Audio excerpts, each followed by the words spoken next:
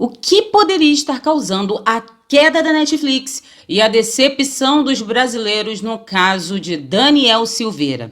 Se você gostou dos temas do vídeo de hoje, fique comigo até o final, mas não se esqueçam de se inscrever, compartilhar esse vídeo, dê o seu like e também comente.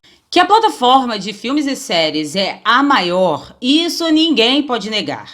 Mas essa estratégia de fundir filmes e séries, com um viés político, não está dando muito certo. Segundo a matéria do site Jornal da Cidade Online, a plataforma está sentindo uma queda nas assinaturas, que, gente, chega a 500 mil de assinaturas canceladas.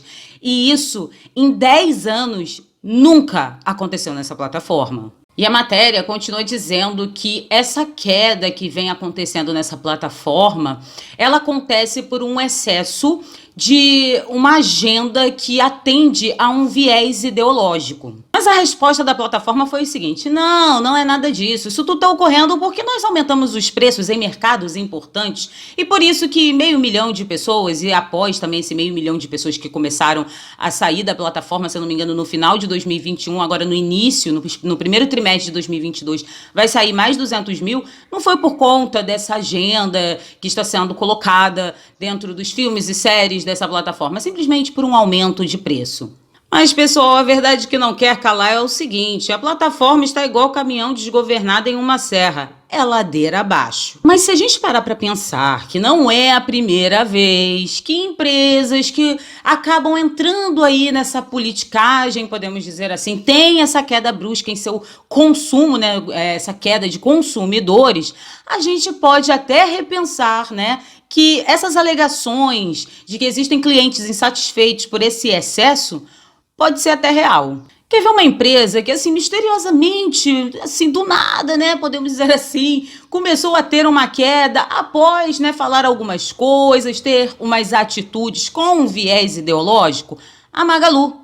Ela teve uma queda de 57,6%, em seu patrimônio, no consumo dos seus produtos dentro da loja, após, por exemplo, eu não sei se vocês vão lembrar, naquela época, onde a Magalu falou que iria abrir vagas de emprego, mas que só iria contratar pessoas negras. E foi uma polêmica na internet, até porque, gente, nós sabemos que quem precisa de emprego não são pessoas da cor tal ou da cor tal, mas sim pessoas que estão desempregadas, independente de cor, raça, etnia, enfim, todos precisam de um emprego para sobreviver.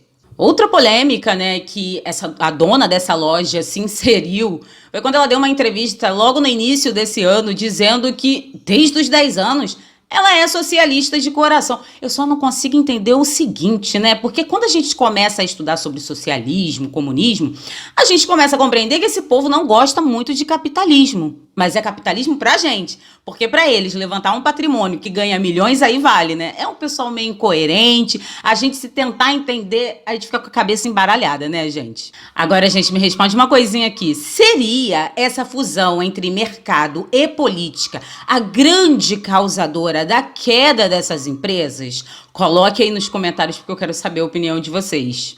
Agora, pessoal, chega um pouquinho aqui comigo, vamos conversar sobre o assunto polêmico de ontem, que foi a condenação do Daniel Silveira por 8 anos e 9 meses de prisão por um crime que a gente pode chamar de crime do pensamento. Por que crime do pensamento?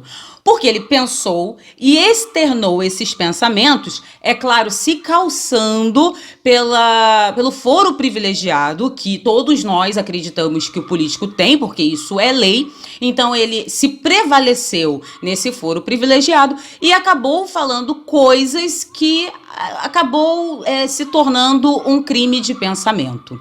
Para quem não sabe ou não lembra, essa lei está na nossa Constituição Federal e é o artigo 53. Só vocês darem uma lida aí que vocês vão entender que o político ele tem essa blindagem para ele poder externar aquilo que ele pensa. Mas isso não aconteceu com Daniel Silveira. E ontem, nas redes, as pessoas ficaram terrivelmente decepcionadas, principalmente com o voto de André Mendonça. André Mendonça é o ministro terrivelmente evangélico que, após uma ligação aí bem estranha, ele votou contra o Daniel Silveira. E o pessoal, é claro, ficou super decepcionado. Muitas pessoas acabaram falando, mas se o André Mendonça se ele tivesse votado a favor do Daniel, ia dar no mesmo. Mas a questão não é essa, né, gente? A questão que ele foi colocado lá com uma confiança tal que ele não conseguiu manter essa confiança do povo. Independente se o voto dele ia mudar alguma coisa ou não, claro que a maioria esperava que ele votasse a favor de Daniel Silveira, e não foi isso que aconteceu.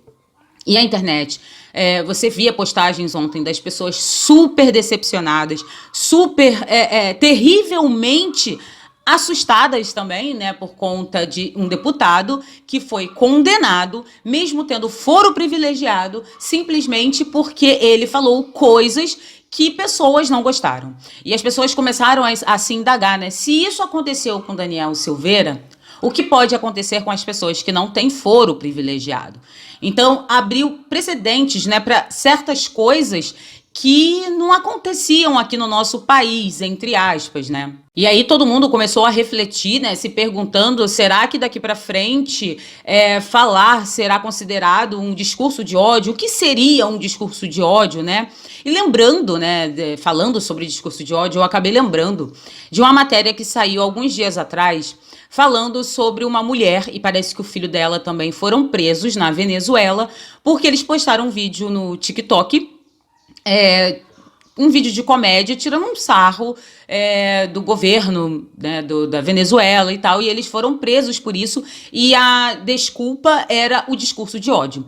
E aí a gente pensa, tá meio parecido, né, com o que tá acontecendo aqui no Brasil. Será que nós estamos entrando em um regime muito parecido com o da Venezuela, onde fazer uma piada ou falar algo que pensa será considerado um crime de pensamento, descrito no livro de 1984 de George Orwell? Gente, o negócio foi tão assombroso, tão chocante, que o PCO, que é um partido de esquerda, ele veio a público se dizendo contra a esse ato que aconteceu com Daniel Silveira, por ele ter externado seus pensamentos. Então, assim, nós chegamos realmente num momento obscuro em nossa sociedade, onde um partido de esquerda não concordou com toda essa situação. A forma de um indivíduo continuar existindo é através do seu pensamento. Penso, logo existo.